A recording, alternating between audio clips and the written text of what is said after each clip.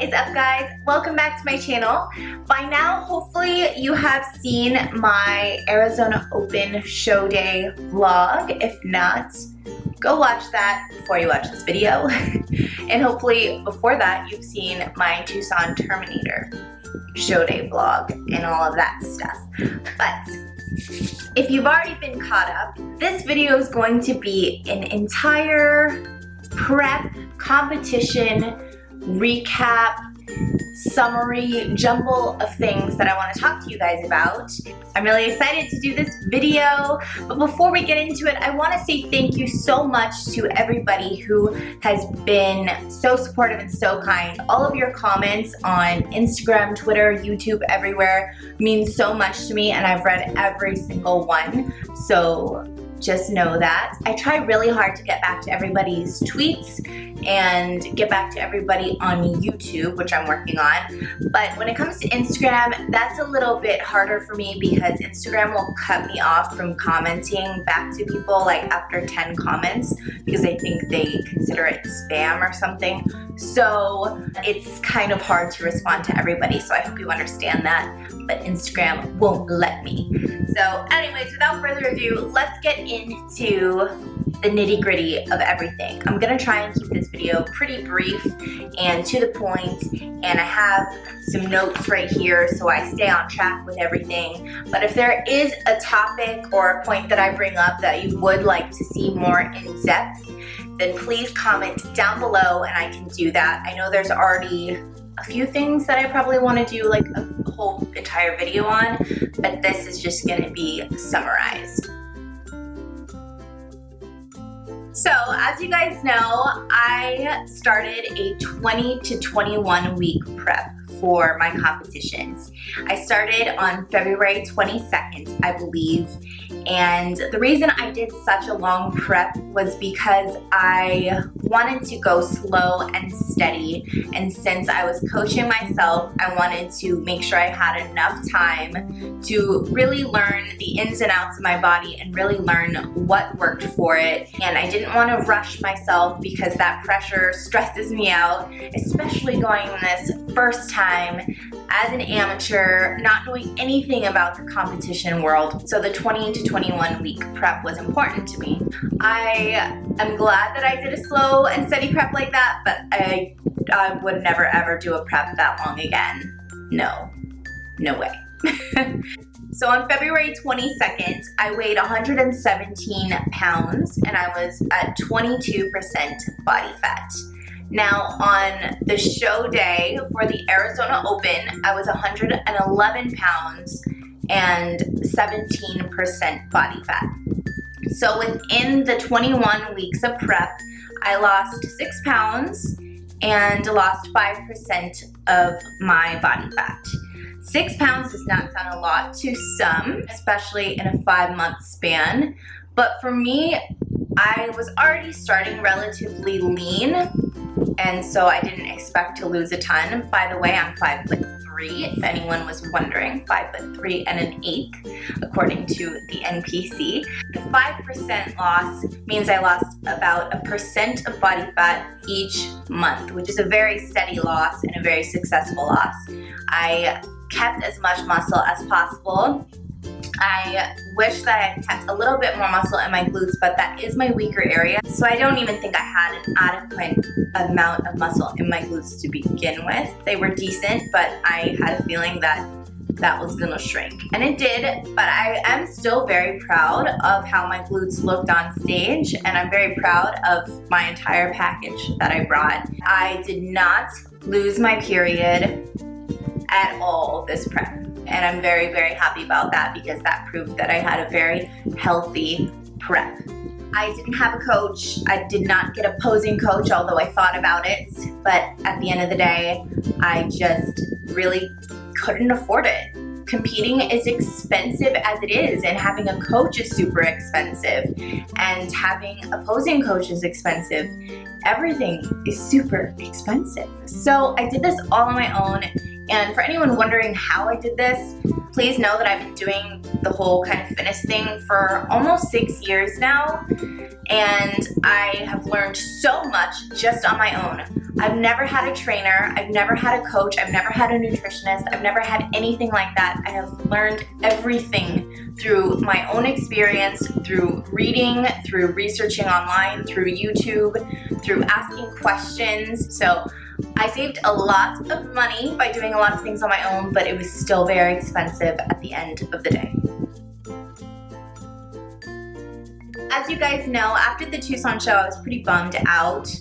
I had gone into that show not really knowing what to expect. Obviously, it was my first show, and I had no idea really what I was getting myself into. No matter how many show day vlogs I could watch, you still don't know how you're gonna feel, and you still don't know the exact experience unless you're in it. So at the Tucson Terminator, I placed 8th in novice, and I placed 6th in open. As disappointed as I was for that first night, I did wake up in the morning and I just had this desire to succeed and to work hard and to put my all into that next week leading up to my second competition. I did email the judges the day after the competition and just asked for feedback, and they were great. They responded very quickly with off-season advice and for advice as far as peak week and advice as far as just practicing my stage presence.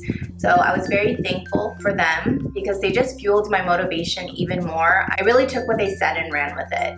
Even though I only had a week until my next show, I practiced posing every single day, numerous times a day, always walking around, whether in my heels, whether I'm on my tippy toes. I practiced that time with Amanda, as you guys saw, and she helped me a lot to really just go at my own pace and to slow down. I studied that Tucson video over and over again and realized all the areas that I wanted to fix, and I worked so hard to bring an entirely different posing to the stage at the Arizona Open. Looking back between the two videos, you can see it's a world of a difference. So different, and I know a lot of you have commented on that, and I appreciate you guys realizing that it was a completely different kind of stage presence and posing that I brought to the stage. My posing routine did not change, but as far as how I held the poses and as far as slowing down and going at my own pace, that was a world of a difference.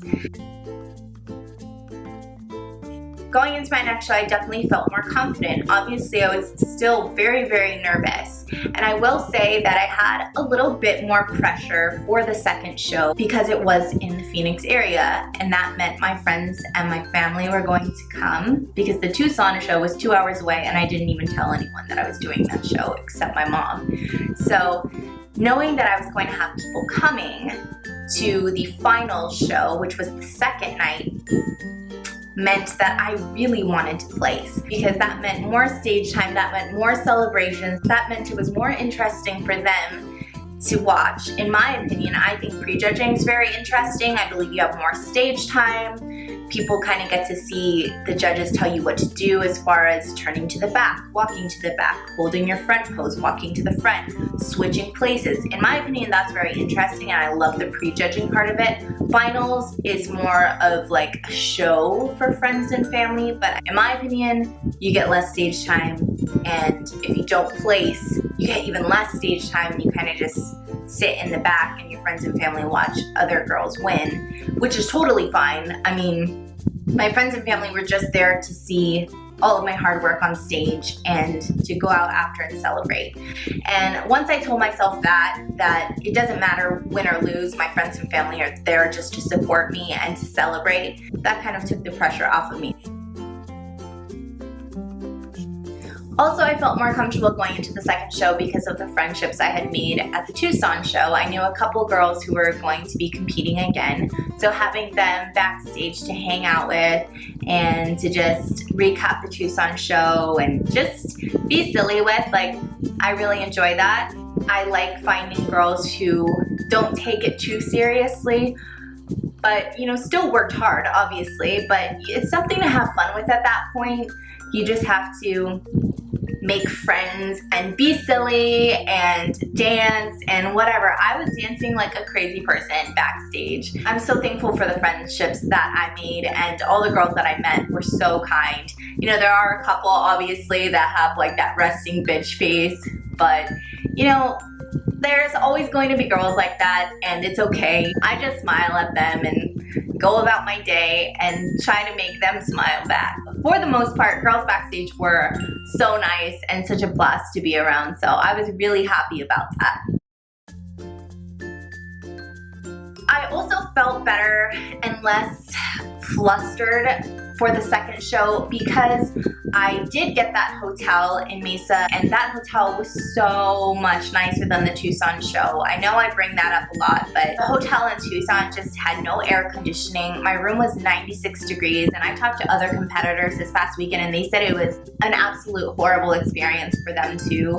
Like just being hot stresses me out, and knowing that my tan's melting off, just being uncomfortable just makes you flustered and stressed out. So having this other hotel for this second show in Mesa be so nice and like cold, and have this little cafe for me to eat breakfast by myself and just unwind, it was a whole different experience, and I think that it really helped my stress levels out a lot, because stress can have such an effect on your body, like it's unreal. So I was really, really happy with the environment I was in for this second show.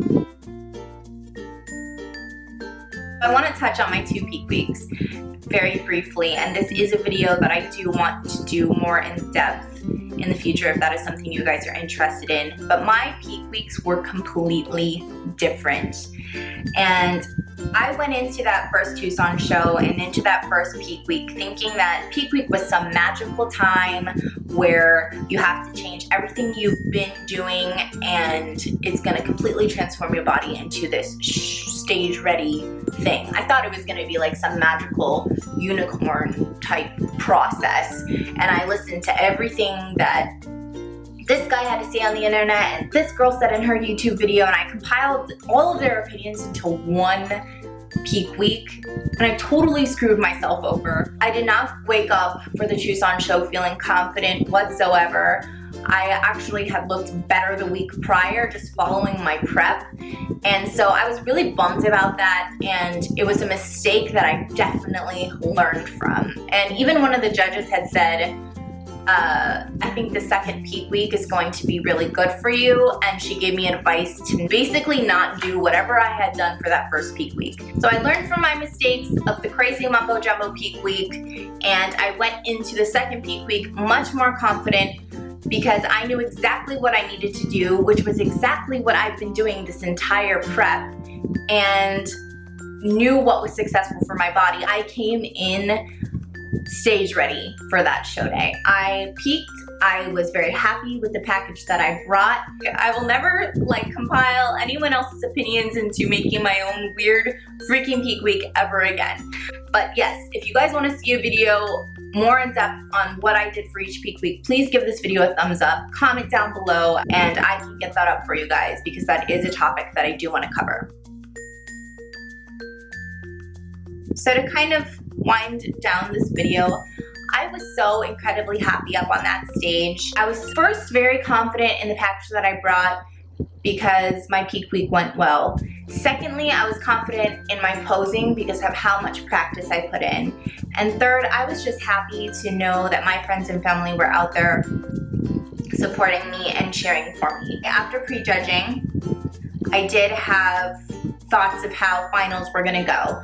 I thought that I might have made top 3 for novice, and then I probably placed 5th in open. And as you guys know, I took first in novice, and I had no idea. When they called 5th, 4th, 3rd, 2nd, I was like, oh my gosh, maybe I didn't place at all. And I think you can even hear my mom like, oh man, in the video, like, I did not expect my name to be called for first place, and I wish I could just, I wish you could have been in my shoes, because when they called my name, I was laughing, I was crying, I was shaking, my heart was racing, I was just in complete shock. I had to blink so many times to hold back the tears. I was just like, is this even happening right now? I was so shaky, so shaky. I just didn't even know what was happening. It was wild. It was real. I remember running backstage with a crown, falling off my head with a trophy, and I'm like, what? Is this mine? Is this me? Am I even in my body? Like, it was insane. So I remember running up and taking my trophy and my crown and putting it safely in my bag because I didn't want it to go anywhere. I wanted it to stay safe, and then I rushed back down so I could go back on stage for open. When they called 5th and 4th place, I was like, okay, well, Riley didn't place in this class, and that's okay. I was super happy about 1st place, so I was like, well, whatever. When they called me 2nd, I don't even know what happened then either. That was even more of a shock. I was just like, what's even happening? Like, did I just get nationally qualified? Like, it was insane. And I'm not trying to brag in any of the slightest, but I'm just trying to say that I did not expect any of that to happen, and it was such a surreal night. I remember saying, holy crap, over and over and over again, and just saying, I can't believe that just happened. I've been tearing up and like crying still about it because I'm just so happy and so in shock. So as far as future plans, I want to continue competing. I really do truly love it. And I honestly wish that I had started sooner. I'm 28 years old, and by no means is that old, but I wish I just would have started a little bit sooner, but everything happens for a reason. And I think the fact that I decided to compete now was just a testament to how much I've overcome in my life leading up to this moment. And I think honestly, if I would have started any sooner, it wouldn't have been such a successful prep, either physically or mentally. So, you know, everything does happen for a reason, and I think this was my time to start competing at 28 years old. And I have to say, one of the big reasons that I decided to compete now was because I wanted to compete before I had kids, and I thought that this would be it, and then I would start possibly trying to have babies with my husband towards the end of the year. That was kind of the plan. And you know, you never know what the future holds. I could get pregnant tomorrow. I mean, if my husband were home, but he's not. And that's another big thing. My husband is still a touring musician, and he's gone 8 to 9 months out of the year, sporadically, obviously. So that's a big thing that we've talked about as far as children, is he wants to be home for those first steps, for those first words, for changing diapers. He wants to be home for all of that. And at this point in our lives, his career is still doing very well, which means he won't be home for a while. We don't really know when that's going to end. So I think that right now, the whole baby thing is just going to be held off for a little bit longer, and that gives me more time to compete and to follow my dreams, because now I have this new set of dreams with competing, and that's pretty crazy and that's pretty cool. But as I said, life is very unexpected and anything can change at any time. But as for now, he supports me to continue competing, and my friends and family do, and they see how much joy that it brings me, and that makes me happy to know that I have that support. I still have time to start a family. We're just gonna hold off a little bit longer, guys. A little bit longer. So as far as post-show diet, I will be taking a break from counting macros for the next 2 weeks. And that's just because I want to enjoy dinners with friends, my family, my husband, and we also have like a mini vacation next week that I just want to indulge and have a good time with. Now, with that said, I also have a photo shoot coming up while we're on that trip in Huntington Beach, so I also want to look good for that. So I am sticking with nutrient-dense foods because I'm honestly not even craving anything crazy. I want to eat like salads and vegetables and chicken. Don't laugh at me, but that's what I want. It's very strange, but I also want to indulge every now and again socially, if that makes sense. So yeah, the next 2 weeks are going to be a little bit different as far as my diet's been. It's going to be a nice little diet break, but after that, I do have some shows in mind that I want to talk to you guys about.